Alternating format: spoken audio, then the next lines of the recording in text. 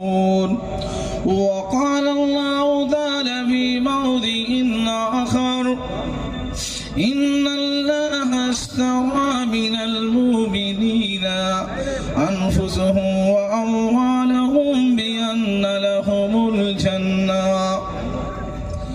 برادران اسلام اور دینی ملی بھائیوں، آج اس مجمع میں جو ہم لوگ حاضر ہوئے ہیں، ہندوستان کی تاریخ میں اپریل کی 3 تاریخ جو ہمارے سامنے ہے وہ ایک سیاہ دن کے نام سے جانا جائے گا، کیونکہ اسی 3 اپریل کے موقع پر ہماری سرکار نے ہماری جائیداد کو جو ایمان والوں نے وقف کر کے رکھا تھا وہ ہم سے چھین لے کر کے یا اپنے منمانی اس کے اندر خرد برد کرنے کے لیے بل پاس کیا ہے۔ آج ہم اسی کی مخالفت کے لیے یہاں آئے بھی ہیں، لیکن میرا ٹاپک ہے کہ وقف کہتے کس کو ہیں، وقف کیا چیز ہے۔ شریعت کی روشنی میں آپ سمجھیں کہ وقف کہتے کس کو ہیں۔ وقف کا معنی ہوتا ہے ٹھہر جانا، رک جانا، لیکن میں وقف اس کو کہتے ہیں کہ ایک مسلمان آدمی یا کوئی بھی آدمی اپنی جائیداد کو، چاہے وہ زمین ہو یا باغ ہو یا گھر ہو یا کوئی بھی پراپرٹی ہو، اپنی پراپرٹی کو اللہ کے نام کر دینا، اللہ کی ملکیت میں کر دینا، اسی کا نام وقف کہا جاتا ہے۔ تو اہل ایمان نے جناب محمد رسول اللہ صلی اللہ علیہ وسلم کے دور سے ہی یہ وقف رہ چکا ہے۔ اللہ کے نبی جناب محمد رسول اللہ صلی اللہ علیہ وسلم اور صحابہ کرام نے اپنے مالوں کو وقف کیا، اللہ کے نبی نے وقف کیا، اور اللہ تبارک و تعالیٰ نے ایسے ہی لوگوں کے لیے خوشخبری سنائی ہے۔ قرآن کریم کے اندر سورہ توبہ آیت نمبر 111 کے اندر اللہ رب العالمین نے فرمایا ان اللہ اشتری من المؤمنین انفسهم واموالهم بان لهم الجنہ۔ اللہ رب العالمین نے ایمان والوں کو خرید لیا ہے، ایمان والوں کو خرید لیا ہے، ان کے مالوں کو، ان کی جانوں کو جنت کے بدلے میں۔ ان اللہ اشتری من المؤمنین انفسهم واموالهم، اللہ رب العالمین نے یقیناً خرید لیا ایمان والوں کو کہ وہ اپنی جانوں کی قربانیاں دیں، اپنے مالوں کی قربانیاں دیں، اس کے بدلے میں اللہ رب العالمین نے ان سے جنت کا وعدہ کیا ہے۔ اس لیے اللہ کے نبی جناب محمد رسول اللہ صلی اللہ علیہ وسلم جب مکہ سے مدینہ ہجرت کر کے آئے تو اس وقت اللہ کے نبی نے سب سے پہلی جو مسجد تعمیر کی، مسجد قباء کے اندر، مسجد قباء کے لوگوں سے کہا اے لوگوں تم زمین کو وقف کر دو۔ مسجد قباء کے سامنے جو باغ تھے، اللہ کے نبی نے فرمایا اس باغ کو تم ہمارے ہاتھ سے بیچ دو، لیکن ان لوگوں نے کیا کہا اے اللہ کے نبی ہم یہ باغ ہے اللہ رب العالمین کے ہاتھ سے بیچنا چاہتے ہیں، ہم اس کا بدلہ اللہ رب العالمین سے لینا چاہتے ہیں۔ اللہ کے نبی جناب محمد رسول اللہ صلی اللہ علیہ وسلم کی آخری زندگی ہے، نبیوں نے اپنے زندگی میں کوئی چیز نہیں چھوڑی، نہ غلام چھوڑا، نہ بادیہ چھوڑی، نہ سونے جواہرات چھوڑے۔ اللہ کے نبی نے اپنی آخری زندگی کے اندر تھوڑی سی زمین تھی اس کو بھی وقف کر دیا۔ اللہ کے نبی نے اپنی تھوڑی سی زمین مسافروں کے لیے وقف کر دیا۔ اللہ کے نبی نے مسجد نبوی کی تعمیر کرائی، مسجد نبوی کی بھی زمین کو کہا گیا وہ 2 یتیم بچوں کی تھی، اللہ کے نبی نے فرمایا اس زمین کو وقف کر دو۔ یعنی وقف اللہ کے راستے میں دے دینا، اللہ کی ملکیت میں دے دینا ہے۔ جو چیز اللہ کی ملکیت میں آ جائے اس چیز کا کوئی وارث نہیں ہو سکتا ہے، اس چیز کو ہبہ نہیں کیا جا سکتا ہے، اس چیز کا کوئی مالک نہیں بن سکتا ہے کہ اللہ تبارک و تعالیٰ کے راستے میں دی ہوئی چیز کو کوئی آدمی وراثت میں تقسیم نہیں کر سکتا ہے۔ اللہ کے نبی جناب محمد رسول اللہ صلی اللہ علیہ وسلم کے ایک صحابی نے عرض کیا جبکہ قرآن کی آیت نازل ہوئی کہ لن تنالوا البر حتى تنفقوا مما تحبون، تم ہرگز نیکی نہیں پا سکتے جب تک کہ تم اپنے محبوب مال کو اللہ کے راستے میں نہ خرچ کرو گے۔ اللہ نے قرآن میں نازل کر دیا لن تنالوا البر حتى تنفقوا، اے لوگوں اس وقت تک تم نیکی نہیں پا سکتے جب تک کہ تم اپنے محبوب مال کو اللہ کے راستے میں نہیں خرچ کرو گے۔ یہ آیت جب سنی ابو طلحہ انصاری رضی اللہ تعالیٰ عنہ نے کہا اللہ کے نبی میرے نزدیک سب سے خوبصورت مال اگر کوئی ہے تو مسجد نبوی کے سامنے میرا باغ ہے جس کو بیرہا کہا جاتا ہے. اللہ کے نبی اس باغ میں جاتے کھجور کھاتے وہاں کے میٹھے چشمے سے پانی پیتے. ابو طلحہ انصاری رضی اللہ تعالیٰ عنہ نے کہا اے اللہ کے نبی یہ باغ میں اللہ کے راستے میں وقف کرتا ہوں. سارے صحابہ نے مہاجرین اور انصار میں سے کوئی ایسے صحابی نہیں ملتے جن کے پاس دولت ہو لیکن انہوں نے وقف نہ کیا ہو. اپنے مال کو اللہ کے راستے میں وقف کر دیا اس لیے کہ اللہ تبارک و تعالیٰ اس کے بدلے میں ہمیں جنت دے گا. لیکن آج دیکھیے سرکار ہماری ہی مال کو جو اللہ کی ملکیت میں ہے مسلمانوں کے فائدے کے لیے ہے, مسافروں کے لیے ہے, ہر چیز ہر طبقے کے فائدے کے لیے ہمارے ایمان والوں نے ہمارے اسلاف نے اس چیز کو اللہ کے لیے وقف کیا. آج ہماری ہی زمین کو ہمارے ہاتھوں سے چھینا جا رہا ہے, آج ہمارے ہاتھوں سے ہی غصب کیا جا رہا ہے. اس چیز کو ہم برداشت نہیں کر سکتے جو اللہ کی ملکیت میں ہے. اللہ تبارک و تعالیٰ نے سورہ انفال کے اندر فرمایا کہ یا ایھا الذین آمنوا لا تخونوا اللہ والرسول, اے لوگوں تم اللہ اور اس کے رسول کے ساتھ خیانت نہ کرو جیسا کہ تم اپنے امانتوں کے ساتھ خیانت کرتے ہو. ہماری خیانت الگ ہے, اللہ اور اس کے رسول کے ساتھ خیانت کرنے والا ہمیشہ ہمیں اس کے لیے جہنمی ہوگا, اللہ کا نافرمان نبی کا نافرمان ہوگا. جناب محمد رسول اللہ صلی اللہ علیہ وسلم کے داماد حضرت عثمان غنی رضی اللہ تعالیٰ عنہ کو دیکھیے, ابو بکر صدیق, عمر فاروق اور نبی کی بیوی نبی کی بیوی خدیجہ کبریٰ رضی اللہ تعالیٰ عنہ مکہ کے اندر سب سے مالدار عورت. اللہ رب العالمین نے اتنی دولت دے رکھی تھی. نبی کریم صلی اللہ علیہ وسلم سے جب نکاح ہوا, نبی سے جب شادی ہوئی, اپنے خزانے کے دروازے کو کھول دیا. حضرت خدیجہ رضی اللہ تعالیٰ عنہ نے اپنی پوری زندگی کی پراپرٹی اللہ کے نبی کے حوالے کر دیا, وقف کر دیا. کہا اللہ کے نبی جتنے پیسے کی ضرورت ہے سارے مال آپ کے لیے ہیں. راہ خدا میں دے کے خدیجہ نے مال و زر, راہ خدا میں دے کے خدیجہ نے مال و زر, مکہ کے ہر غریب کا چولہا جلا دیا.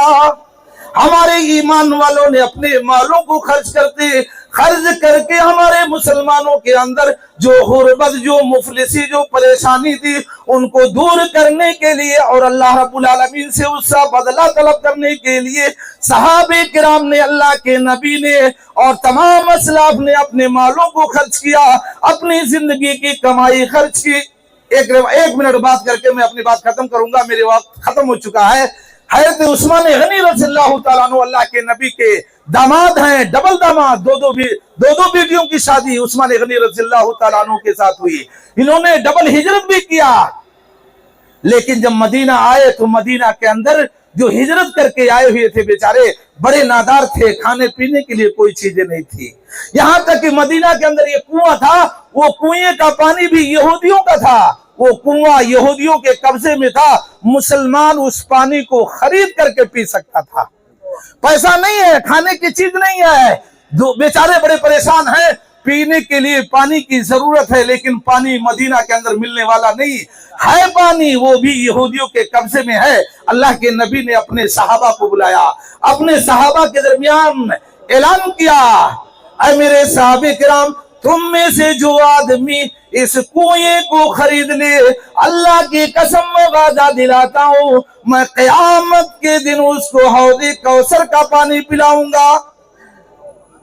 اللہ کے نبی کا اعلان کرنا ہی ہوا کہ عثمان غنی رضی اللہ تعالیٰ عنہ کھڑے ہوئے. کہا اللہ کے نبی کسی سے ایک پیسہ لینے کی ضرورت نہیں, کسی سے ایک پائی لینے کی ضرورت نہیں.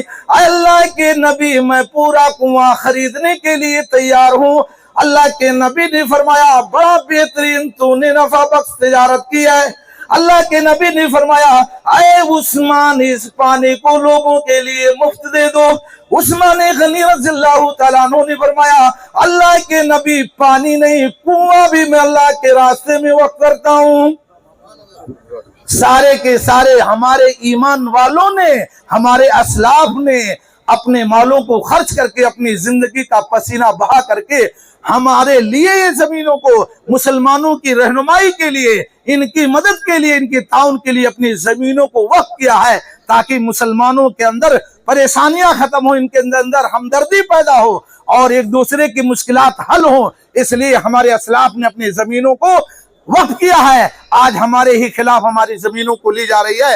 اللہ تبارک و تعالیٰ سے دعا کرتا ہوں کہ اللہ رب العالمین ان پریشانیوں سے تمام امت مسلمہ کی حفاظت فرمائے۔ آمین۔ والسلام علیکم ورحمۃ اللہ وبرکاتہ۔ خالد کبھی ہاتھوں میں علم لیتے ہیں، خالد کبھی ہاتھوں میں علم لیتے ہیں، طارق کبھی موزوں کے قدم لیتے ہیں، ہر دور میں اٹھتے ہیں یزیدی فتنے اور ہر دور میں شبیر جنم لیتے ہیں۔ سبحان اللہ۔ ہر دور میں اٹھتے ہیں یزیدی فتنے، ہر دور میں شبیر جنم لیتے ہیں۔ اور ایک بات سن لے، کسی شاعر نے کہا تھا ہندوستان کے کہ لگے گی آگ تو آئیں گے گھر سبھی زد میں، بے شک لگے گی آگ تو آئیں گے گھر سبھی زد میں۔ یہاں پہ صرف ہمارا مکان تھوڑی ہے، اور جو صاحب مسند ہے آج کل نہیں ہوں گے، جو صاحب مسند ہے آج کل نہیں ہوں گے، کرائے دار ہے ذاتی مکان تھوڑی ہے، اور سبھی کا خون ہے شامل یہاں کی مٹی میں، کسی کے باپ کا ہندوستان،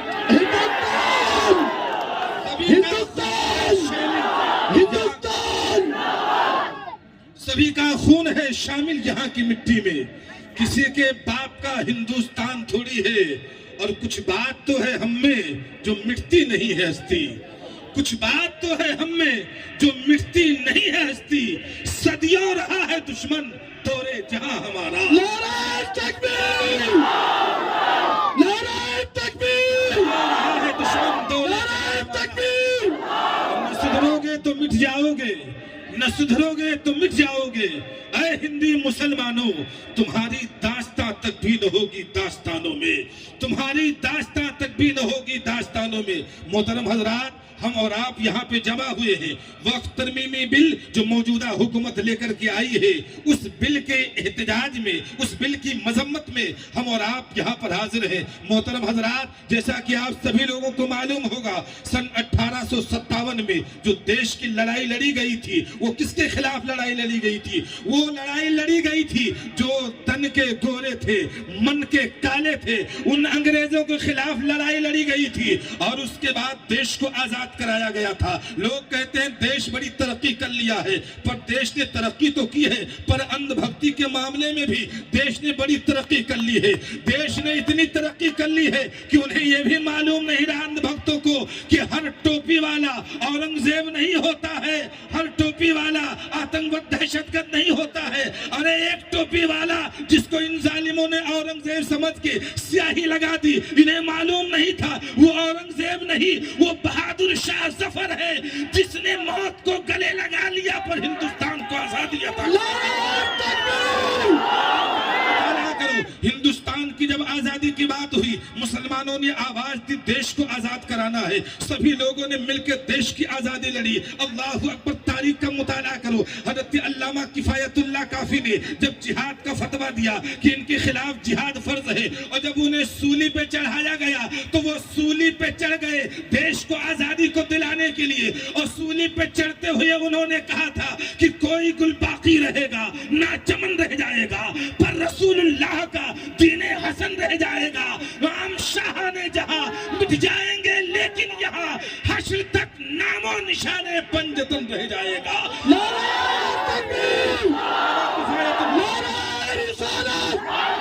آپ کو میں بتا دوں کہ دیش آزاد ہوا، دیش آزاد ہوا 15 اگست 1947 میں دیش کی آزادی کے بعد میں اس وقت ہندوستان میں جو قابل لوگ تھے، اندھ بھکتوں کا زمانہ نہیں تھا، بڑے پڑھے لکھے لوگ تھے، بابا بھیم راؤ امبیڈکر کی سرپرستی میں ایک تنظیم بنائی جاتی ہے، ایک تحریک بنائی جاتی ہے کہ دیش تو آزاد ہو گیا ہے، اب دیش کے اندر کچھ لوگ ایسے ہیں جو کپڑا پہن کے چلتے ہیں، کچھ لوگ ایسے ہیں جو باپردہ ہو کے چلتے ہیں، یہ دیش ہندوستان ایسا ہے، کچھ لوگ ایسے بھی اس دیش میں ہیں جو ننگے گھومتے رہتے ہیں، کپڑے بھی نہیں پہنتے ہیں، مختلف زمانے ہیں، مختلف رنگ پہننے والے لوگ ہیں، مختلف مذہب کے ماننے والے لوگ ہیں، مختلف عقائد و نظریات پہ چلنے والے لوگ ہیں، ایسا سمویدھان بنایا جائے، دیش کا ایسا آئین بنایا جائے، کانسٹیٹیوشن انڈیا کا ایسا بنایا جائے جس کے اندر ہر مذہب کے چلنے والوں کو آزادی حاصل ہو، ہر انسان اپنے مذہب کے طریقے پہ چل کے ہندوستان کے اندر امن و امان کی زندگی گزر بسر کر سکے۔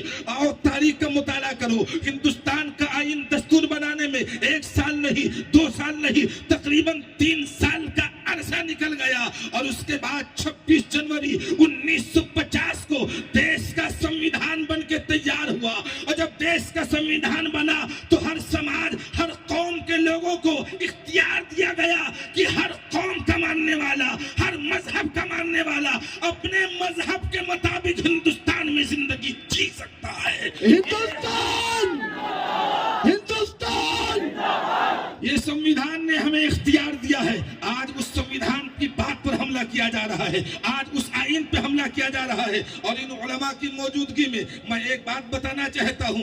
لوگ یہ سمجھ رہے ہیں کہ مسلم پرسنل لا بورڈ نے اپیل کی ہے، اتنے مسلمان حاضر ہو گئے ہیں، اتنے نوجوان حاضر ہو گئے ہیں، ان کی حاضری سے کیا ہوگا؟ حکومت نے تو بل پاس کر دیا ہے، ان کے جلسے سے کیا ہوگا؟ ان علماء کے بلانے سے کیا ہوگا؟ بڑی بڑی باتیں کہہ رہے ہیں۔ لہذا اے لوگوں، میں تمہیں بتانا چاہتا ہوں، ذرا تاریخ پڑھا کرو، ناچ نچنیوں کا چکر چھوڑ کے، ذرا ان لوفروں کا چکر چھوڑ کے کبھی ہندوستان کی تاریخ پڑھ لیا کرو، کبھی اپنے بزرگوں کی تاریخ پڑھ لیا کرو، تو تمہیں پتہ چلے گا کہ ہمارا ماضی کیا رہا ہے، ہماری تاریخ کیا رہی ہے۔ آؤ تاریخ کا مطالعہ کرو۔ مدھیہ پردیش بھوپال کی سرزمین ہے، اور مدھیہ پردیش کے اندر ایک ایسا علاقہ ہے، ایک ایسا ضلع ہے جس کا نام اندور ہے۔ اندور کے اندر ایک عورت تھی، اس کا نام تھا شاہ بانو۔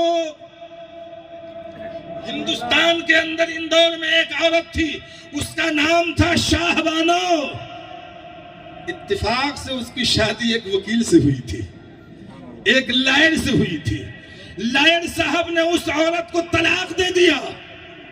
طلاق کا مسئلہ پہنچا نچلی کورٹ کے اندر۔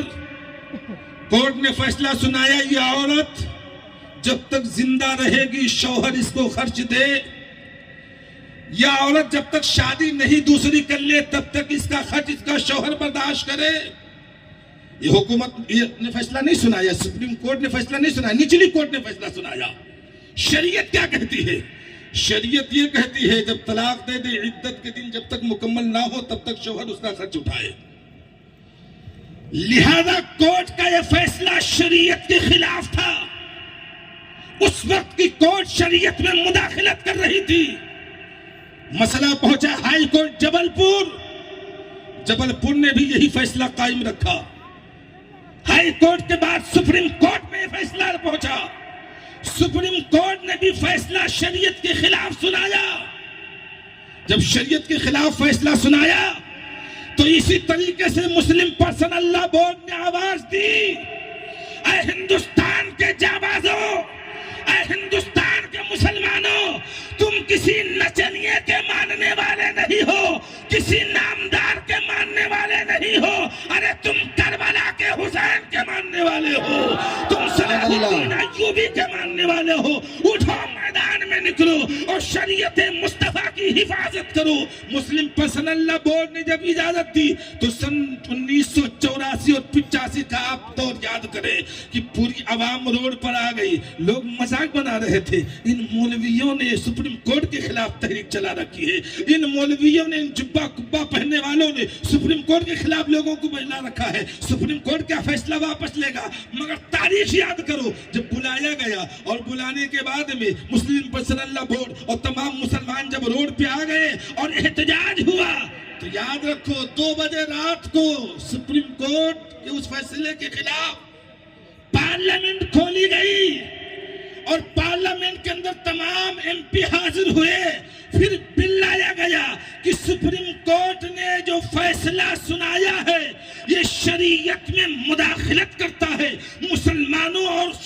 خلاف یہ فیصلہ ہے، لہذا اس وقت کی پارلیمنٹ بل لاتی ہے اور بل پاس کر کے سپریم کورٹ کے اس فیصلے کو رد کرتی ہے۔ مسلمانوں کے حق میں جب قانون بن جاتا ہے، سپریم کورٹ کا فیصلہ ریجیکٹ ہو جاتا ہے، شریعت مصطفیٰ کا قانون بحال رہتا ہے۔ اس منظر کو دیکھا تو شاعر پکار اٹھا، ہے قول محمد قول خدا، فرمان نہ بدلا جائے گا، بدلے گا زمانہ لاکھ مگر قرآن نہ بدلا جائے گا۔ نعرہ تکبیر، مسلم پریس زندہ باد، ہندوستان۔ آواز دی گئی ہے آپ سبھی حضرات کو، آپ سبھی حضرات یہاں پر آئے۔ لوگ کہہ رہے تھے پبلک کیسے جمے گی؟ ملباگل کی سرزمین پر آپ لوگوں نے آ کر پوری دنیا کو، پورے ہندوستان کو بتا دیا کہ ملباگل کے اندر زندہ دل ٹیپو سلطان کے غلام رہتے ہیں۔ ملباگل وہ سرزمین ہے جہاں سرکار حیدر صفدر کے چاہنے والے رہتے ہیں۔ بہت موسم ناساز تھا، ہمارے لونسر صاحب نے فون کیا کہ حضرت ڈبل اے میں بدل لیتے ہیں۔ میں نے کہا 7 بجے تک انتظار کرو، 7 بجے تک انتظار کرو، انشاءاللہ دیکھا جائے گا۔ میں نے کہا یہ پروگرام قوالی میدان سے کینسل ہوا، پہنچا بڑے مکان سے سب لوگ مل کے یہاں لائے جھولے کے میدان میں۔ اب سرکار آپ کی دہلیز پر ہے، آپ کرم فرمائے، آپ کے چوکھڑ کا پروگرام کامیاب ہو جائے۔ آپ سبھی حضرات آئے، آپ کا آنا بہت بہت مبارک ہو۔ اللہ تبارک و تعالی ہم سبوں کے آنے کو قبول فرمائے اور امید رکھیں انشاءاللہ ایسے اتحاد سلامت رہا تو یہ بل ایک نہ ایک دن ضرور واپس ہو کے رہے گا۔ سبحان اللہ۔ رب العالمین والصلاة والسلام على خير خلقه محمد وعلى آله وأصحابه أجمعين، أما بعد فأعوذ بالله من الشيطان الرجيم، بسم الله الرحمن الرحيم، لن تنالوا البر حتى تنفقوا مما تحبون۔ معزز سامعین کرام، بزرگان محترم، ملت اسلامیہ کے جانثار ساتھیوں، آج مجھے اس جلسے میں جس عنوان پر گفتگو کرنے کا حکم ملا ہے وہ مسلم پرسنل لا بورڈ کیا ہے۔ اس میں 3 الفاظ ہیں، مسلم ایک، پرسنل لا، پرسنل ایک، لا ایک ہے۔ مسلم مسلمان کو کہتے ہیں، پرسنل مسلمانوں کی جو نجی زندگی ہے، خاندانی جو مسائل ہیں ان کو پرسنل کہتے ہیں، جیسے نکاح ہے، خلا ہے، طلاق ہے، میراث ہے، ہبہ ہے، اسی طرح وقف ہے اور اسی طرح دیگر مسائل ہیں، ان کو پرسنل کہتے ہیں اور لا کہتے ہیں قانون کو۔ تو مسلم پرسنل لا کا جو یہ معنی مطلب ہوا کہ مسلمانوں کے خاندانی نظام کے جو قوانین ہیں ان کو مسلم پرسنل لا کہا جاتا ہے۔ آج کے اس دور میں، اس نازک دور میں مسلمانوں کے لیے مسلم پرسنل لا بورڈ یہ ریڑھ کی ہڈی کی طرح ہے۔ آج پورے ہندوستان کے فرقے کے لوگ اس مسلم پرسنل لا بورڈ کے اندر موجود ہیں۔ اس بورڈ کے اندر شیعہ اور سنی بھی ہے، اس بورڈ کے اندر دیوبندی اور بریلوی بھی ہے، اس بورڈ کے اندر مخلد اور غیر مخلد بھی موجود ہیں۔ الحمدللہ یہ مسلم پرسنل لا بورڈ ہمارے اکابر ہیں اور انہوں نے ایسی یہ لہر چلائی ہے کہ مرکزی سطح پر بھی کام کر رہی ہے اور ضلعی سطح پر بھی کام کر رہی ہے، صوبائی سطح پر بھی کام کر رہی ہے اور تعلق کے سطح پر بھی کام کر رہی ہے۔ ہم سب کو یہ سمجھنے کی ضرورت ہے کہ مسلم پرسنل لا کی تاریخ کیا ہے اور اس کا وجود کب ہوا۔ الحمدللہ ہمارے اس ہندوستان کی سرزمین پر ہمارے جو اکابر ہیں، ہمارے جو بادشاہ ہیں، 800 سال مسلمانوں نے اس سرزمین پر حکومت کی ہے۔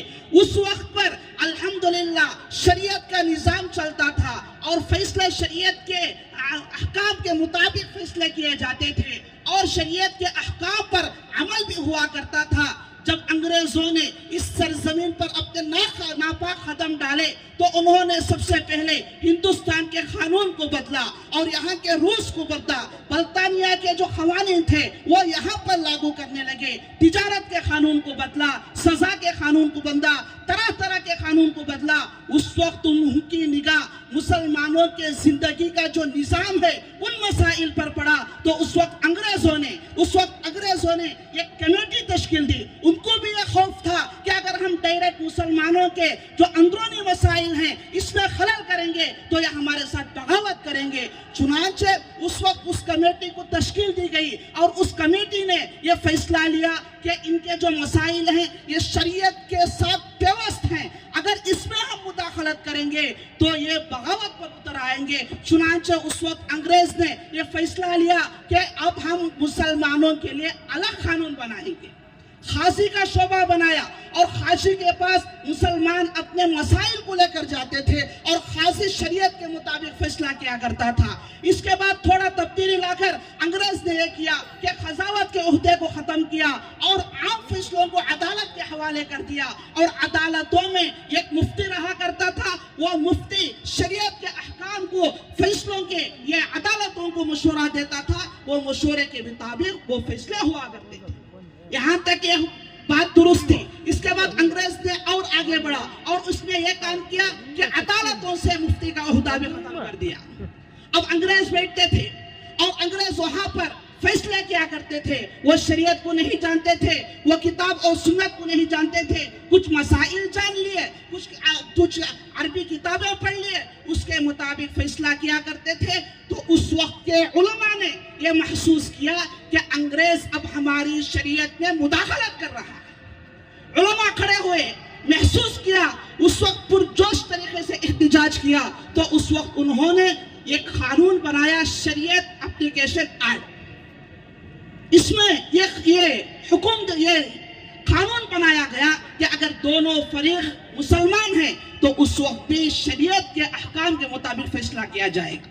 मेरे मुसलमान दोस्तों, मैं अपने बात को दूल दिए बगैर आगे बढ़ता हूँ कि ये मुस्लिम पर्सनल लॉ बोर्ड उसी वक्त से मौजूद है और उलमा इकराम इसे संभालते हुए आ रहे हैं और इसी तरह हालत बदलते गए और ये मुसलमान, ये हिंदुस्तान आज़ाद हुआ, इसके अंदर दस्तूर बना, दस्तूर के अंदर बुनियादी हुकूक बना दिए गए कि हर मजहब वाला अपने मजहब के मुताबिक अकीदा रख सकता है, हर मजहब वाला अपने मजहब के मुताबिक आज़ादी के साथ इबादत कर सकता है, हर मजहब वाला अपने मजहब की तबलीग कर सकता है। ये आर्टिकल 25 में लिखा हुआ है। मेरे दोस्तों, ये सिलसिला इसी तरह चलता गया, जमाना बदलता गया, वक्त बदलता गया। चंद साल पहले एक जालिम हुकूमत इख्तिदार पर आई। ये जालिम हुकूमत ने शरीयत के अंदर मुदाखलत करना शुरू की, कभी ट्रिपल तलाक के मसले पर शरीयत के अंदर मुदाखलत की, तो सबसे पहले आवाज लगाने वाला ये मुस्लिम पर्सनल लॉ बोर्ड था। नारा तकबीर, मुस्लिम पर्सनल लॉ बोर्ड, मुस्लिम पर्सनल लॉ बोर्ड। ये जालिम हुकूमतों के आंख में आंख डाल कर बात करने वाला ये मुस्लिम पर्सनल लॉ बोर्ड था, उनके सवालात पर जवाब देने वाला ये मुस्लिम पर्सनल लॉ बोर्ड था। मेरे दोस्तों, अभी हाल में वक्त तरमीमी बिल 2025 पास किया गया और यह मुसलमानों के लिए बहुत बड़ा चैलेंज था। इस चैलेंज को कबूल करके मैदान अमल में आने वाला मुस्लिम पर्सनल लॉ बोर्ड है और मुस्लिम पर्सनल लॉ बोर्ड ने यह फैसला लिया है कि ये वक्त जायदाद अल्लाह की मिल्कियत है, इसमें किसी तरह की कोई तरमीम बर्दाश्त नहीं की जाएगी। 5 मई को सुप्रीम कोर्ट में यह फैसला मुअल्लक है। अगर वो फैसला हमारे हक में आ गया तो अल्हम्दुलिल्लाह, अगर यह फैसला हमारे खिलाफ जाएगा तो उस वक्त मुस्लिम पर्सनल लॉ बोर्ड जो आवाज लगाई उस आवाज के साथ हम आवाज देंगे इंशाअल्लाह। यह एक छोटा मुजाहरा है, एक छोटा मसला है, हम सब यहाँ जमा हुए हैं, यह हमारे दिल की एक छोटा गम की एक निशानी है। मेरे दोस्तों, अगर मुस्लिम पर्सनल लॉ बोर्ड और आगे चल के हमें यह हुक्म दे कि अपने घरों को छोड़ना है, अपने इलाके को छोड़ना है, दिल्ली को आकर वहां पर अपनी एहतिजाज को दर्ज करना है, तो क्या आप वहां पर पहुंचेंगे? इंशाअल्लाह। अगर मुस्लिम पर्सनल लॉ बोर्ड हमें कहे कि यह भी नाकाफी है, जेल भरो आंदोलन करना है, तो क्या अपने घरों से निकल जेलों को भरेंगे? इंशाअल्लाह। मुस्लिम पर्सनल लॉ बोर्ड, जब भी मुस्लिम पर्सनल लॉ बोर्ड कोई भी तहरीक चलाए, हमें समझ में आए या ना आए, उस वक्त तक हम लब्बैक कहना है, लब्बैक कहना है। ये उम्मत बांझ नहीं है, अभी एक बात खत्म कर, ये उम्मत बांझ नहीं है, ये उम्मत बांझ नहीं है। मेरे और आपके आका जनाब मोहम्मद रसूलुल्लाह सल्लल्लाहु अलैहि वसल्लम ने इस उम्मत को बांझ छोड़कर नहीं दिया। इस उम्मत में अभी वो अफराद मौजूद हैं जो सलाहुद्दीन अय्यूबी जैसे मौजूद हैं। इस उम्मत के अंदर अभी मोहम्मद बिन कासिम जैसे अफराद मौजूद हैं। अभी इस उम्मत में टिप्पू सुल्तान शहीद रहमतुल्लाह अलैह जैसे बहादुर मौजूद हैं। नारा तकबीर। बिल्कुल वक्त खत्म हो चुका है। अब मैं ये बात नौजवानों से कहता हूँ कि अपने दिल की तख्ती पर ये शेर लिखते हुए जाए जो टिप्पू सुल्तान शहीद रहमतुल्लाह अलैह ने कहा, गीदड़ की 100 साल जिंदगी से शेर की एक जिंदगी बेहतर है। सुभान अल्लाह। मैं इस शेर के साथ अपनी बात को खत्म करता हूँ। मसाइल कैसे भी हो ताक़ियामत नहीं रह सकते। मसाइल कैसे भी हो ताक़ियामत नहीं रह सकते। जालिम जुल्म की अलामत बनकर नहीं रह सकते। जिनका अज़्म है कि वो हमको चैन से नहीं जीने देंगे, जिनका अज़्म है कि वो हमको चैन से जीने नहीं देंगे। अल्लाह व बरकातुहू। अल्हम्दुलिल्लाहि वस्सलातु लिअहलिहा अम्मा बअद फ़अऊज़ु बिल्लाहि मिनश शैतानिर रजीम बिस्मिल्लाहिर रहमानिर रहीम वअतसिमू बिहब्लिल्लाहि जमीअन वला तफ़र्रक़ू वला तनाज़अू फ़तफ़शलू वतज़हब रिहुकुम वस्बिरू इन्नल्लाहा मअस-साबिरीन। सदक़ल्लाहुल अज़ीम। उधर चले जाओ, स्टेज के ऊपर चले। मुत्तफिक हुए तो दुनिया पर छा गए और मुंतशिर हुए तो एक ही नुक्ते में आ गए। आप हजरात के सामने 10वें जुज की आयत करीमा तिलावत की है, जिसके अंदर कामयाबी और कामरानी, फलाह और बहबूद का राज पिन्हा और पोशीदा है। अल्लाह तबारक व तआला फरमा रहे वअतसिमू बिहब्लिल्लाहि जमीअन वला तफर्रकू। अल्लाह की रस्सी को मजबूत पकड़ लो, एक हो जाओ, इंतशार पैदा न करो। हब्लुल्लाहि हुवल कुरान, अल्लाह की रस्सी कुरान मजीद है। अल ममदूद मिनस समाई इलल अर्द, जो आसमान से जमीन तक लटकी हुई है। तो हमारी किताब, हमारा कुरान, अगर हम उसे मजबूती से पकड़ लें तो दुनिया की कोई ताकत और कुव्वत हमें नहीं हिला सकती। आप ये समझ लीजिए, जितनी दुनिया में किताबें आई, उन तमाम किताबों से खुदावंद कुद्दूस का मकसद पूरा ना हुआ।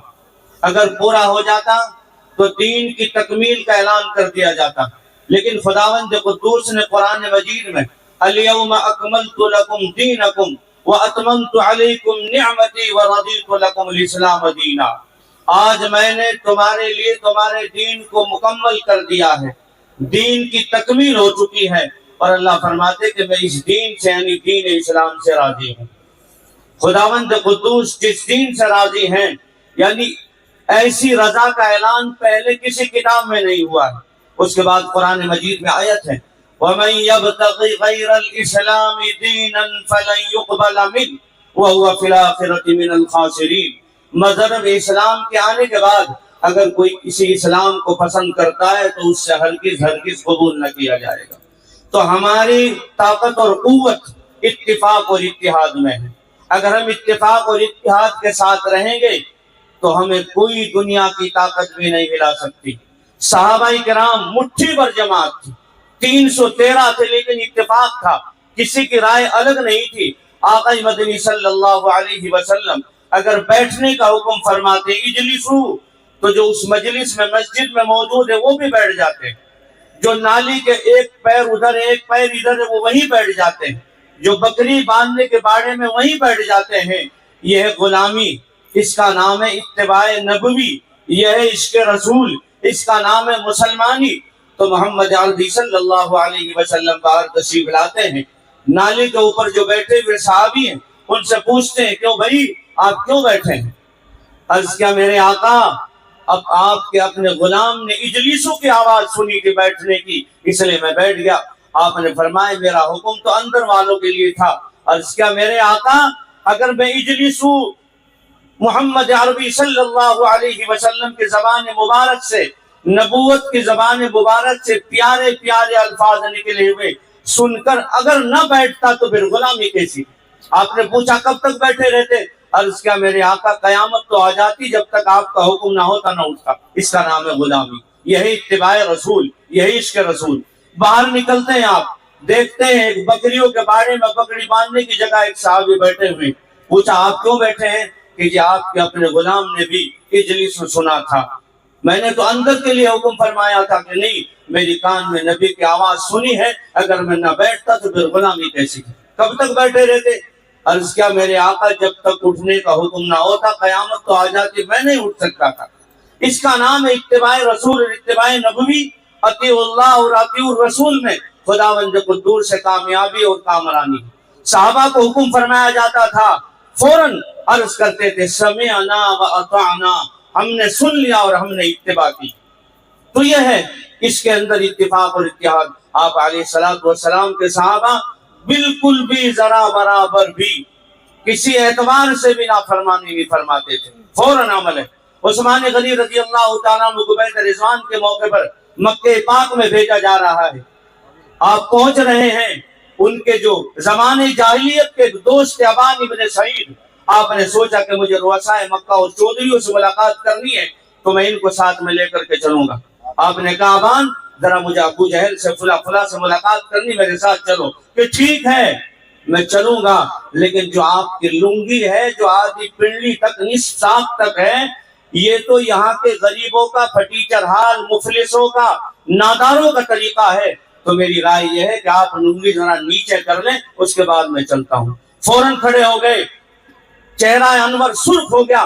عرض کیا میرے ساتھ چل یا نہ چل, میں نے تو وجدت النبی صلی اللہ تعالی علیہ وسلم ہاکذا, میں نے تو اپنے محبوب حضرت محمد کریم صلی اللہ علیہ وسلم کو اسی طرح پایا ہے, تیری مرضی ہے چل یا نہ چل. کہ ٹھیک ہے بھائی ناراض نہ ہو, چلو. اندر پہنچے ہیں, وہاں جو رہنے والے چودھری تھے انہوں نے کہا بھائی محمد عربی صلی اللہ علیہ وسلم کو ہم اندر آنے نہیں دیں گے, سارا جھگڑا ان کے ساتھ میں ہے, آپ طواف کریں, آپ حجر اسود کا بوسہ لیں, اب صفا مروہ کی سعی کریں, زمزم پیے. عرض کیا جس میں میرے آقا کا حکم نہ ہو میں اسے کعبۃ اللہ کا طواف نہیں کروں گا. مجھے حجر اسود کے بوسے کی ضرورت نہیں, مجھے سعی کی ضرورت نہیں, مجھے طواف کی ضرورت نہیں, میرے محبوب نے حکم نہیں فرمایا. جس وقت آیت پردہ نازل ہوئی, میں اتباع کے اوپر بات کر رہا ہوں, صحابہ کرام اتفاق کے ساتھ عمل فرماتے تھے, کامیابی اور کامرانی ان کے قدم چومتی تھی, پہاڑ ان کے پیروں کے نیچے آتے تھے, پہاڑ ان کے ساتھ, ہوا ان کے ساتھ, سمندر ان کے ساتھ, تمام چیزیں ان کا ساتھ دیتی تھی. اس لیے کہ اللہ کے نبی صلی اللہ علیہ وسلم کا فرمان اور اللہ کا فرمان ان کے گلے میں رہتا تھا, ہر وقت اس کو چومتے تھے. جب آیت پردہ نازل ہوئی, یہ حدیث سنا کر کے بات ختم کرتا ہوں. ایک 80 برس کی عورت ہے, ایک بچے نے جا کر کے سنایا اماں آج امام الانبیاء محبوب رب العالمین کم کساران جہاں حضرت محمد کریم صلی اللہ علیہ وسلم پر یہ آیت پردہ نازل ہوئی ہے. بوڑھی عورت فوراً ایک دیوار کے ٹیک لگا کر کھڑی ہو گئی اور کہا کہ جاؤ ہمارے گھر پہنچو اور چادر لے کر کے آ جاؤ, میں چادر اوڑھ کر کے یہاں سے اپنے گھر جاؤں. عرض کیا اماں ابھی تو آپ نے عام اعلان نہیں فرمایا. کہ نہیں ایسا نہیں ہو سکتا, اللہ کا فرمان جو نبی پر نازل ہوا ہے اور وہ میرے پاس بچے کے ذریعے سے بھی پہنچے تو میں ہمت نہیں کر سکتی, اگر میں نے ایک قدم بڑھایا اور میرا انتقال ہو گیا جہنم میں جاؤں. وَلَا تَنَازَعُوا فَتَفْشَلُوا وَتَذْهَبَ رِيحُكُمْ وَاصْبِرُوا إِنَّ اللَّهَ مَعَ الصَّابِرِينَ. اگر آپس میں کوئی معاملہ ہو جائے تو صبر کرنا ہے, صبر کرنے والوں کے ساتھ اللہ ہے. مجھے اسی بات پہ ہمیں اتفاق اور اتحاد کے ساتھ اعمال میں لگنا ہے, جو بھی ہمارے بڑوں کی طرف سے ہدایات ہمیں ملے ان ہدایات کے تحت کام کرنا ہے. سب سے بڑی طاقت اتفاق اور اتحاد کی ہے. اللہ پاک سے دعا ہے رب کریم کہنے سننے سے زیادہ عمل کی توفیق عطا فرمائے, اور جس مقصد کو لے کر ہمارے بڑے ہمیں لے کر چل رہے ہیں اللہ پاک اس مقصد میں بھرپور کامیابی عطا فرمائے. واللہ المستعان وعلیہ التکلان ولا حول ولا. اگرچہ کہ ہم نے اپنے ہاتھوں کے اندر گھڑی ڈال کر آئے ہیں, ایک وقت ضرور آئے گا اگر ہم ان ہاتھوں کے اندر اپنے آپ کو کڑیاں ڈال کر اور اس کے ہاتھوں کے اندر ہم لوگ اپنے کڑیوں کے ساتھ میں جیلوں کو بھرنا چاہے تو ہم بھرنے کے لیے تیار ہیں. یہی بورڈ کا مسلم پرسنل لا بورڈ یہی چاہتی ہے, جب تک یہ قانون واپس نہیں لیا جائے گا, یہ ہمارا اب ٹرائل ہے, جیسا کہا جا رہا ہے کہ ہمارا یہ ٹرائل ہے, ابھی آگے دیکھو ہمارے اور حالات کیا بن سکتے ہیں. لہٰذا ہمیں کوئی قانون سمجھانے کی ضرورت نہیں ہے. ہم پیارے رسول اللہ کا قانون پڑھ کر آئے ہیں. ہم محمد الرسول اللہ کا قانون پڑھے ہوئے ہیں. ہم مدنی آقا کا قانون پڑھے ہوئے ہیں. انہوں نے ہم نے سبق دیا ہے. انہوں نے بتایا ہے کہ ہم کیسے وقت کی حفاظت کریں. تو اس کے لیے ہم محمد الرسول اللہ کے قانون کو ماننے کے لیے جان دینا چاہے جان بھی ضرور دے دیں گے. ہم اپنی جانوں کو قربان کرنا چاہے ضرور قربان کریں گے. لیکن ہم وزیر داخلہ سے کہیں گے آپ اس غفلت میں نہ رہے. ہم کو سمجھانے کی ضرورت نہیں ہے. جب حالات آئیں گے جزئی مسائل ہمارے ساتھ میں ہیں. جب قرآن پر شریعت پر محمد لا پر اگر ہمارے اوپر آپ آنچ اٹھائیں گے یہ سارے علماء کھڑے ہو کر انشاءاللہ ضرور یہ کہیں گے کہ ہم آپس میں اختلاف تو ضرور رکھتے ہیں لیکن شریعت میں جب مداخلت آئے گی اپنے مسائل کو پیچھے رکھیں گے. ہم ایک ہو کر اتحاد کے ساتھ میں ہم میدان کے اندر شرکت کریں گے اور یہ گواہ پیش کریں گے. جان کا نذرانہ پیش کرنا چاہے پیش کریں گے لیکن یہ قدم ہم لوگ شریعت سے پیچھے ہٹنے کے لیے تیار نہیں ہے. سارے ہاتھ اٹھا کر بولے وقت آیا تو اپنے سروں پر کفن باندھ کر باہر نکلیں گے انشاءاللہ. ہم اب گھڑی پہن کر آئے کڑیاں اگر پہننے کا وقت آیا پہن کر باہر نکلیں گے انشاءاللہ. مسلم پرسنل اللہ جو ہمیں ہدایت دے گی اس کے اوپر ضرور عمل کریں گے انشاءاللہ. اس کے بعد میں مسلم پرسنل اللہ کے تعلق سے بات کرنے کے لیے میں محمد مدثر مولانا نحمده ونصلي على رسوله الكريم اما بعد فاعوذ بالله من الشیطان الرجیم بسم اللہ الرحمن الرحیم. نبی اور آل نبی پر ایک مرتبہ درود پاک پڑھیں. اللہم صلی علی سیدنا شفیعنا حبیبنا نبینا و مولانا محمد بارک وسلم. صلو علیہ صلاۃ و سلام علیک یا رسول اللہ صلی اللہ تعالی علیہ وسلم. ماشاءاللہ الحمدللہ تمام علماء اور شہر کے تمام عقلاء اور شہر کے تمام ذمہ داران حضرات اور شہر کے تمام کونسلر حضرات جو مل کر جو ایک ساتھ مل کر ایک جٹ ہونے کے بعد جو اس پروگرام کو کامیاب بنانے کے لیے جو اکٹھا ہوئے اللہ تبارک و تعالیٰ نے اس کا پروگرام کو کامیاب بنایا. اصل گفتگو یہ ہے آج ہم لوگ جمع ہونے کا مقصد یہی ہے. آج ہم لوگ اکٹھا ہونے کا مطلب یہی ہے. آج ہم لوگ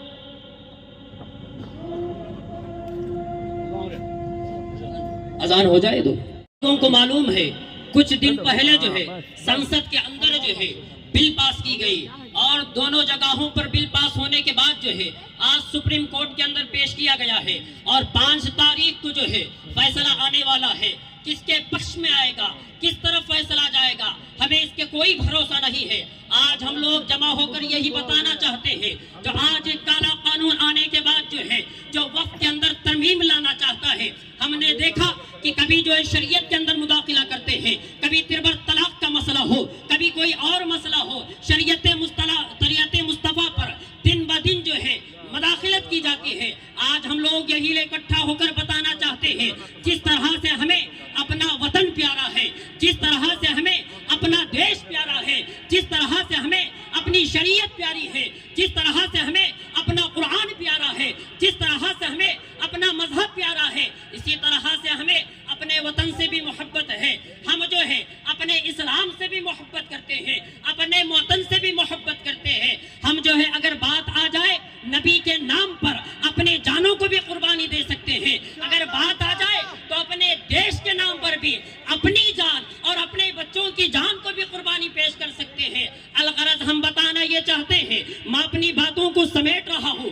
وقت کم ہے باتیں کرو تو بہت ہے دل میں ایک الجھن سی رہتی ہے لیکن باتوں کو میں اپنی سمیٹ رہا ہوں. میں الحکومت حاضہ سے ہم لوگ یہاں پر اکٹھا ہو کر یہی مطالبہ کرتے ہیں جس طرح سے ہم شریعت سے پیار کرتے ہیں اسی طرح سے ہم اپنے قانون سے بھی پیار کرتے ہیں. ہم قانون کے اندر نہ تو مداخلت چاہتے ہیں نہ تو شریعت مصطفیٰ کے اندر مداخلت چاہتے ہیں. ہم شریعت پر بھی عمل کرتے ہیں قانون پر بھی عمل کرتے ہیں. اس لیے لہٰذا ہم تمام لوگ یہاں پر اکٹھا ہو کر یہی بات کہیں گے اے حکومت حاضہ جس طرح سے تم نے اس بل کو پاس کیا ہے ہم اسی طرح سے آپ کو یہی کہتے ہیں اسی طرح سے اس بل کو آپ واپس لے لیں. ہم اس شعر کے ساتھ میں اپنی نعرہ تکبیر، نعرہ تکبیر. شریعت میں مداخلت ہمیں برداشت نہیں، برداشت نہیں، برداشت نہیں. کالا قانون واپس لو، واپس لو، واپس لو. کالا قانون واپس لو، واپس لو. لشکر بھی تمہارا ہے، سردار بھی تمہارا ہے. لشکر بھی تمہارا ہے، سردار بھی تمہارا ہے. تم جھوٹ کو سچ لکھ دو، اخبار بھی تمہارا ہے. یہ خون مظلوم زیادہ نہیں بہنے والا، ظلم کا دور زیادہ نہیں چلنے والا. تم ہو فرعون تو موسیٰ بھی ضرور آئے گا. وما علینا الا البلاغ. ماشاءاللہ.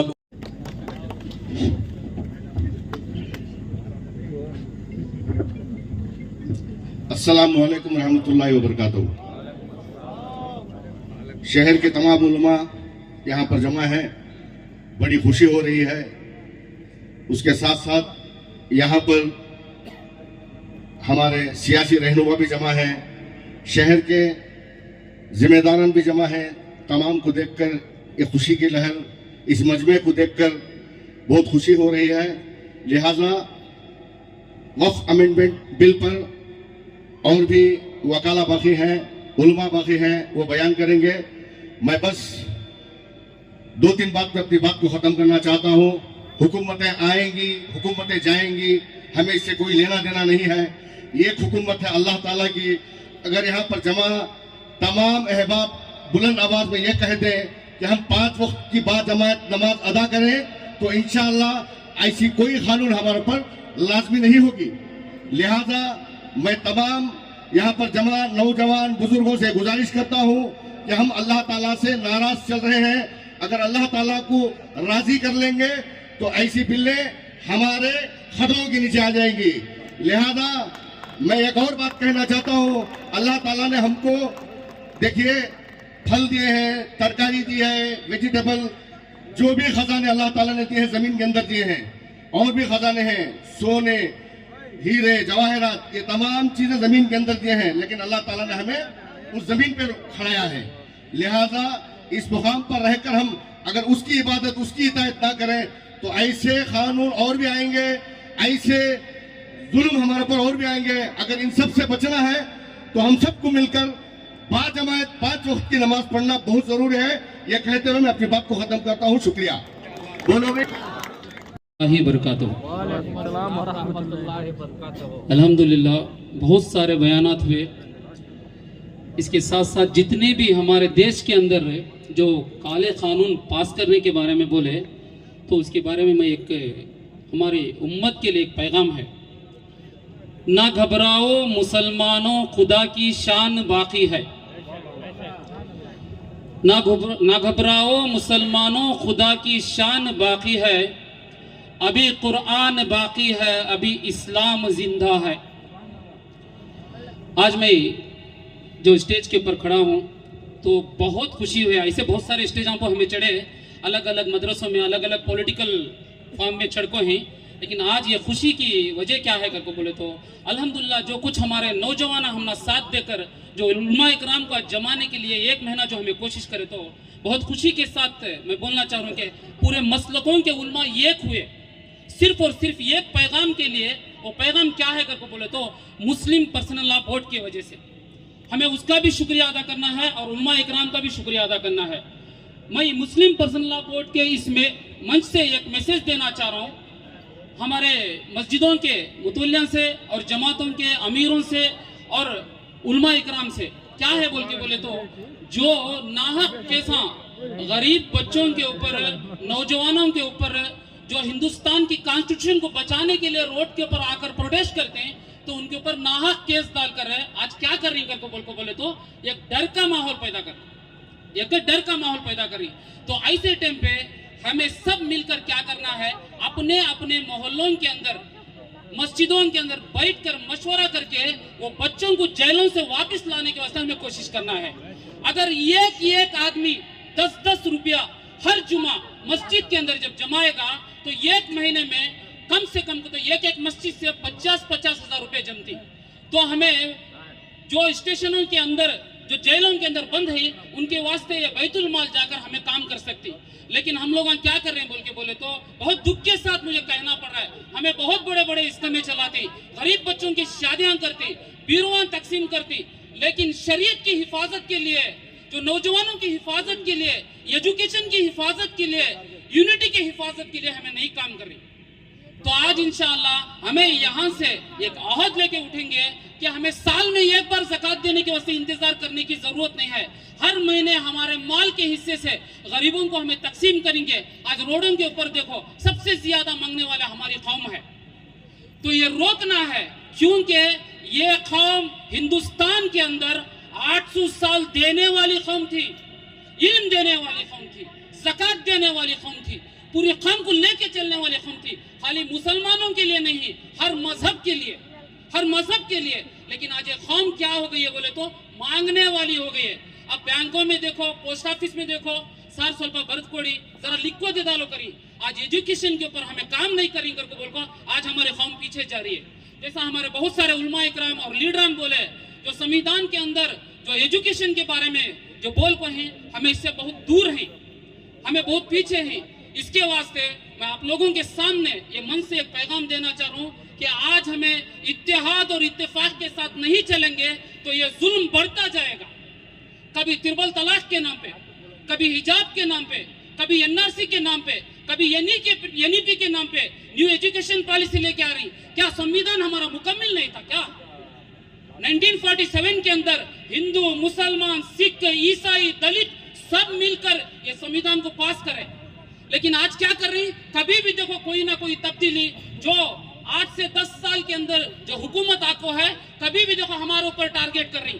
ये टारगेट को हमें मुंह तोड़ जवाब दे सकती, वो जवाब देने की वजह क्या, एक वजह क्या है करको बोले तो हमें सब एक होना है। आज हमारे अंदर क्या है करको बोले तो मोबाइलों में हमें रील्स बनाती नौजवाना, टिकटॉक में रहती।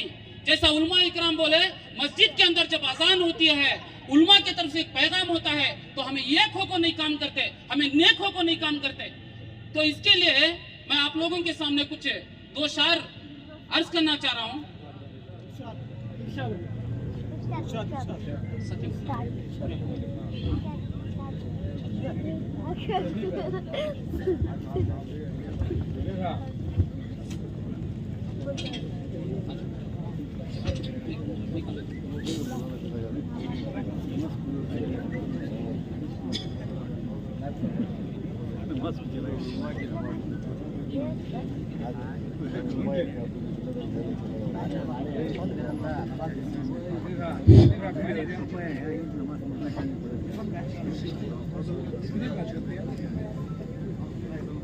ना हम तहरीर छोड़ेंगे, ना हम कुरान छोड़ेंगे, ना हम तहरीर छोड़ेंगे, ना हम कुरान छोड़ेंगे, ना हम संविधान छोड़ेंगे, और ना वो मिट्टी छोड़ेंगे, ना वो पहचान छोड़ेंगे। जितनी कोशिश कर ले दुश्मन हमें मिटाने की, जितनी कोशिश कर ले दुश्मन हमें मिटाने की, ना हम ईमान छोड़ेंगे, ना ये हिंदुस्तान छोड़ेंगे।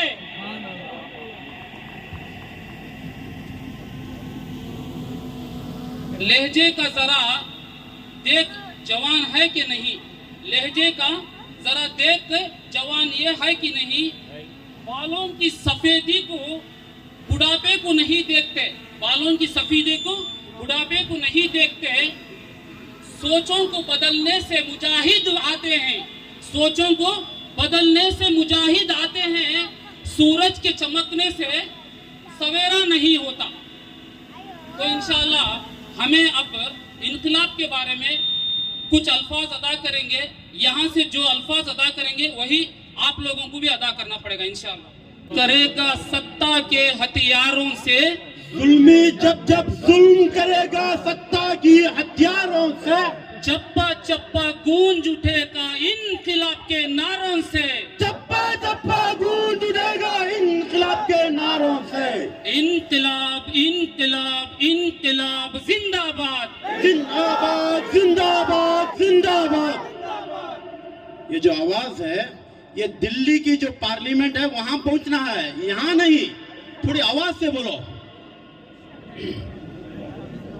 जुल्मी जब जब जुल्म करेगा सत्ता के हथियारों से, जुल्मी जब जब जुल्म करेगा सत्ता की हथियारों से, चप्पा चप्पा गूंज उठेगा इनकलाब के नारों से, चप्पा चप्पा गूंज उठेगा इनकलाब के नारों से। जिंदाबाद जिंदाबाद जिंदाबाद जिंदाबाद, जिंदाबाद जिंदाबाद जिंदाबाद जिंदाबाद, इनकलाब इनकलाब इनकलाब जिंदाबाद। इनकलाब इनकलाब इनकलाब जिंदाबाद। मुल्क में तुम देख लोगे, मुल्क में तुम देख लोगे, इनकलाब आएगा। इनकलाब आएगा। मुल्क में तुम देख लोगे, मुल्क में तुम देखोगे, इनकलाब आएगा। इनकलाब आएगा। गलियों से बाजारों से, गलियों से बाजारों से, इनकलाब आएगा। इनकलाब आएगा। खेलों की मैदानों से, खेलों के मैदानों से, इनकलाब आएगा। इनकलाब आएगा।